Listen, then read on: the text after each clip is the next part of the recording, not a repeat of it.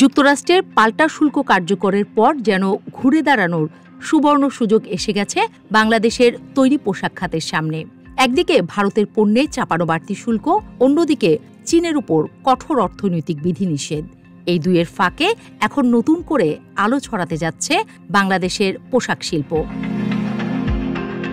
সাম্প্রতিক সময়ে যেভাবে মার্কিন ক্রেতারা বাংলাদেশের বাজারে ক্রয়াদেশ নিয়ে দর কষাকষিতে নামছেন, তাতে স্পষ্ট হয়ে গেছে তারা বিকল্প খুঁজছেন, আর সেই বিকল্প এখন একমাত্র বাংলাদেশি।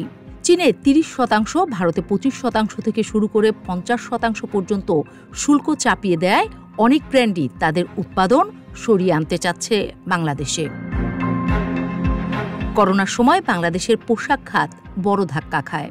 গত বছরের ৫ আগস্ট নতুন সরকার ক্ষমতায় আসার পর পোশাক খাতে নতুন করে ধাক্কা লাগে, অস্থিরতা বাড়ে শত শত কারখানায়, চাকরি হারায় শত শত গার্মেন্টস শ্রমিক। তবে সম্প্রতি ট্রাম্প প্রশাসনের শুল্ক যুদ্ধে যেন দৈবক্রমে জিতে গেল বাংলাদেশ। বিজিএমইএর সভাপতি মাহমুদ হাসান খান যেমন বলছেন, এখন সুযোগ কাজে লাগাতে হবে। মার্কিন বাজারের সেই অংশটুকুও ধরতে হবে যারা আগে কখনো বাংলাদেশে কাজ করেনি, কারণ এই পরিবর্তন সাময়িক হলেও যারা স্থায়ীভাবে আস্থা তৈরি করতে পারবে তারাই ভবিষ্যতের বাজার ঘরে তুলবে। এদিকে দেশের কারখানাগুলোতে এরই মধ্যে চাপ বাড়তে শুরু করেছে। স্নোটেক্স গ্রুপের এমডি এসএম খালেদ জানান, যেখানে আগে মাত্র ৭ লাইনে মার্কিন ক্রেতার কাজ চলত, এখন সেই একই ব্র্যান্ড ১৭ লাইনের উৎপাদন চাচ্ছে।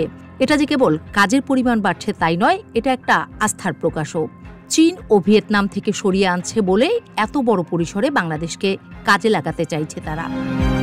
আরেক প্রতিষ্ঠাতা শোভন ইসলাম আরও এগিয়ে গিয়ে বলেন, গ্রীষ্ম ও বসন্তের জন্য তাদের কাছে ১০ থেকে ১৫% পর্যন্ত বাড়তি ক্রয়াদেশ এসে পড়েছে। ওভারটাইমের অনুমতি নিয়ে কাজ চালাতে হচ্ছে। এমনটা গত এক দশকে খুব কমই দেখা গেছে। তবে তিনি এটাও মনে করিয়ে দিলেন, এখন সরকারের দায়িত্ব আরও বেড়েছে। ব্যাংকিং সহায়তা, গ্যাস ও বিদ্যুৎ সরবরাহ এবং কাস্টমস সহযোগিতা সব মিলিয়ে এখন সমন্বিত উদ্যোগ না নিলে এই সুযোগটাও হাতছাড়া হয়ে যেতে পারে। আর সুযোগ শুধু মার্কিন ক্রয়াদেশে থেমে নেই।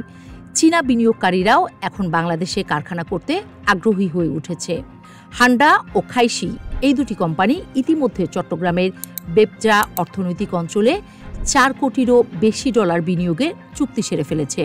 শুধু তাই নয়, চলতি বছর মার্চ পর্যন্ত বেবজা পেয়েছে ৩৪টি চীনা বিনিয়োগ প্রস্তাব, যার মোট মূল্য $১৫ কোটি বেশি।